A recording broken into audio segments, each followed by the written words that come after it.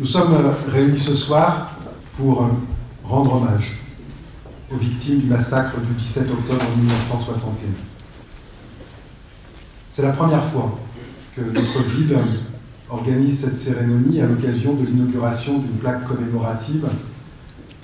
Et comme l'ont fait les intervenants précédents, je veux remercier particulièrement Melouka Adjmimoun pour son engagement, ainsi que le MDAF et Frédéric Vermelin d'avoir participé à cette première cérémonie. Merci à vous.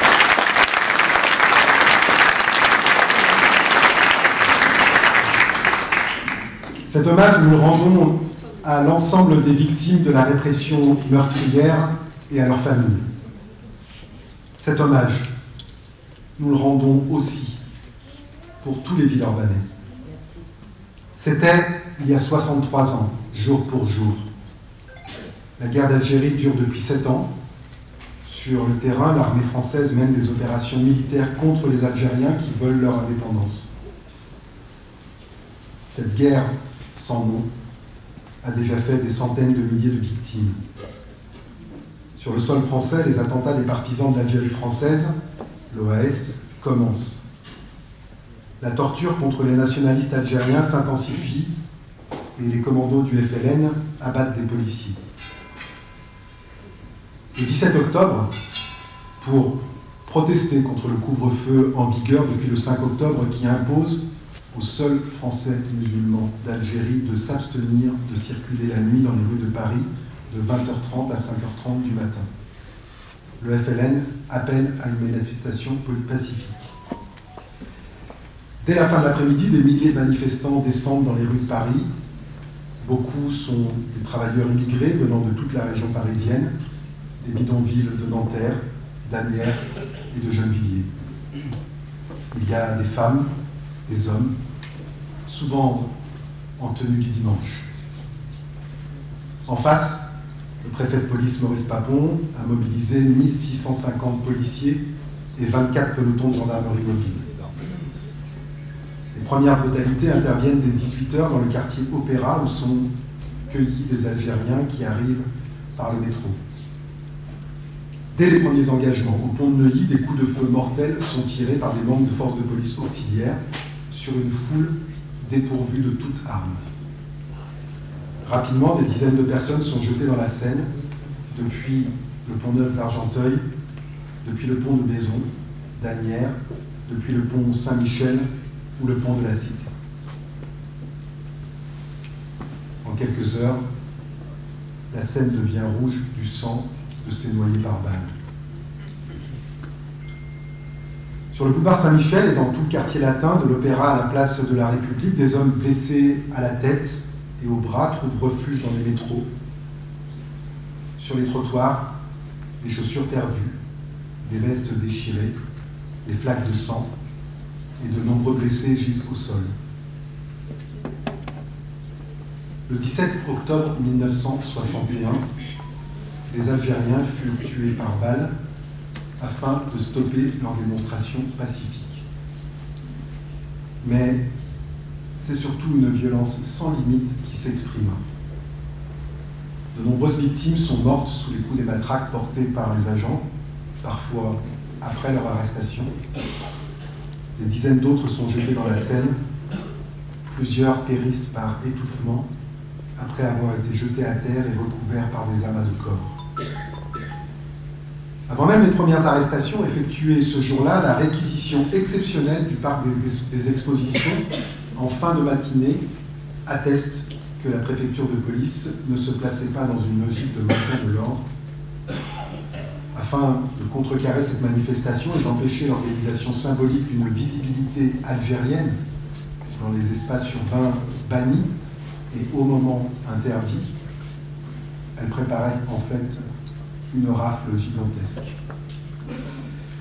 Au cours de la soirée, 11 538 Algériens sont interpellés. Les bus de la RATP sont réquisitionnés pour les transporter au Palais des Sports de la Porte de Versailles, au stade Coubertin, au parc des expositions, tous transformés en centres de détention. Si certains Parisiens tentèrent de faciliter la fuite d'Algériens pourchassés par les forces de l'ordre. Il apparaît également que des pompiers, des machinistes de la RATP, mais aussi de simples passants, prêtèrent main forte à la police.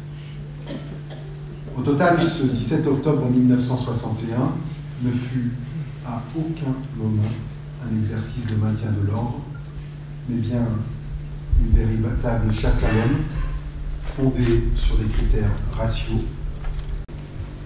et puis plus rien. Un épais brouillard de silence, de fausses informations, de propagande et de mensonges d'État, de livres censurés et de déni. Malgré cet étouffement volontaire de la mémoire, des fragments de récits et d'images ont été peu à peu réunis par celles et ceux qui voulaient faire la lumière sur ces événements. Je pense à Élie Kagan, jeune photographe de 33 ans, échappé d'une rafle qui avait vu la déportation de tous les siens durant l'occupation allemande et qui fut l'un des rares photographes de cette nuit funeste.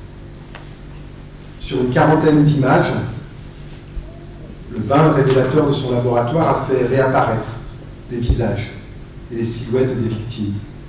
Sur le quai de la station du métro Concorde, il a porté l'objectif de son appareil sur des Algériens plaqués au mur, les mains derrière la tête. En scooter, il a rejoint le pont de Neuilly où il a photographié des Algériens que l'on faisait monter dans des bus. Il s'est rendu à Nanterre où il a vu des morts et des blessés. Une vision d'horreur, en écho au vers de l'écrivain Kateb Yassine. Peuple français, tu as tout vu. Oui, tout vu de tes propres yeux.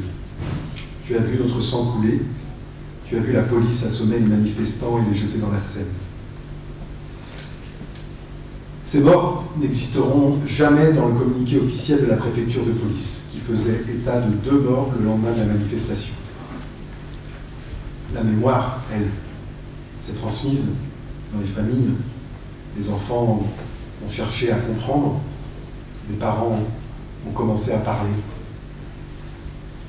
En 1983, la marche pour l'égalité et contre le racisme, dont nous avons commémoré les 40 ans en décembre dernier, à Villeurbanne, a été un point de résurgence, reliant de manière inextricable la recherche de vérité et la demande de reconnaissance. En octobre 1997, avant la condamnation de Maurice Papon pour complicité de crimes contre l'humanité, son procès a mis en évidence l'enquête historique menée par Jean-Claude Henaudy pendant 25 ans. Face à Papon, cet éducateur devenu historien a expliqué qu'il avait dédié toute sa recherche à la mémoire de 2 jeunes victimes. Jeannette Griff, jeune fille juive déportée à 9 ans de Bordeaux à Drancy, puis à Auschwitz en 1942. Fatima Bédard, une Française musulmane d'Algérie, noyée à 15 ans dans le canal de Saint-Denis en octobre 1961, retrouvée morte le 31 octobre sur la 7e écluse du canal de Saint-Denis. Progressivement, la mémoire a gagné du terrain sur l'amnésie organisée. En 2001, pour la première fois, le maire de Paris, Bertrand Delanoë, a dévoilé une plaque sur le pont Saint-Michel à la mémoire des victimes. En 2012, le président de la République, François Hollande, a énoncé les faits et rendu hommage aux victimes. En 2021, Emmanuel Macron a déposé une gerbe au pot de Besançon et a parlé de crimes inexcusables pour la République. À ses côtés, il y avait des enfants de familles du FLN, de Harki, de Pieds Noirs, unis dans l'émotion au moment de jeter des roses blanches dans la Seine. Un geste qui réunit chaque année à Lyon des associations et le consulat algérien à la hauteur du pont de la Guillotine.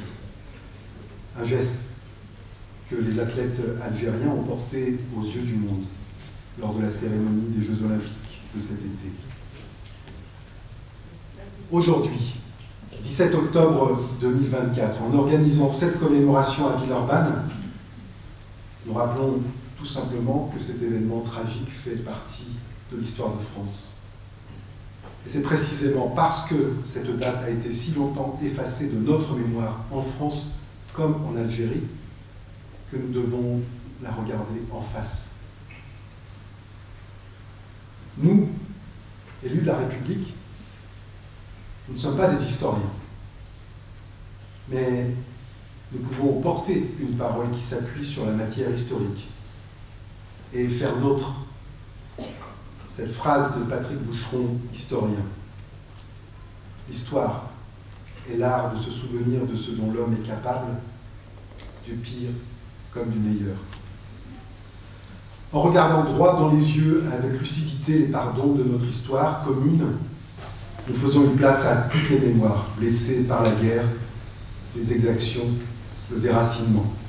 En posant ces mots, nous appuyons la résolution votée par la représentation nationale le 28 mars dernier, qui affirme son soutien à l'approfondissement des liens mémoriels unissant le peuple français et le peuple algérien, et qui demande l'inscription d'une journée de commémoration du massacre du 17 octobre 1961 à l'agenda des journées officielles et cérémonies nationales. En 2022, à l'occasion de l'année capitale française de la culture, Villeurbanne a accueilli l'exposition du photographe Raymond Depardon et de l'écrivain Kamel Daoud, Son œil dans ma main, produite par l'Institut du monde arabe. L'œil du photographe, la main de l'écrivain, Douglas Kamsa, la main de Fatma, symbole antique de la fertilité et de la protection contre le mauvais œil. Comme un talisman contre les jeans, ces mauvais génies du ressentiment, des haines recuites. Cette alliance de l'œil et de la main est celle qui nous réunit ce soir. Inlassable artisan de fraternité et d'éducation, passeur d'espoir et de tolérance. Cette alliance, pour que les souffrances du passé puissent enfin cicatriser et que nous puissions bâtir ensemble un meilleur avenir pour tous nos enfants. Ils le méritent, ils l'espèrent, ils le rêvent. Nous leur devons.